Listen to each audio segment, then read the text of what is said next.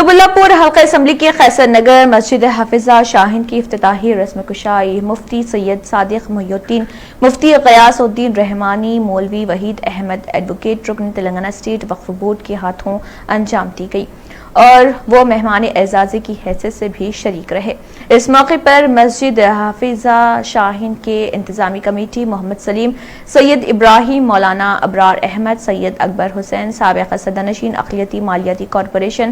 Doctor مفتی محمد مستان، علی قادری، محمد منصور assistant secretary وقف board, قاضی فاروق عارفی assistant secretary وقف board, محمد صابر وقف بورڈ، محمد زاہد وقف بورڈ و دیگر نے کثیر تعداد میں شرکت کی۔ اس موقع پر میڈیا سے بات کرتے ہوئے وحیداحمد ایڈوکیٹ رکن تلنگانہ وقف بورڈ نے کہا کہ یہ واحد ریاست ہے جہاں ہر مذاہب کو اپنا فیصلہ لینے کی عبادت گاہ کی تعمیر اور کوئی رکاوٹ نہیں، کیونکہ یہاں کے وزراء کے سیار ایک سیکولر دوست جو خود بھی دوسرے مذاہب کا احترام کرتے ہیں اور مدرسوں اور مساجد کی تعمیر کے لیے کروڑوں روپے خرچ کرتے ہیں۔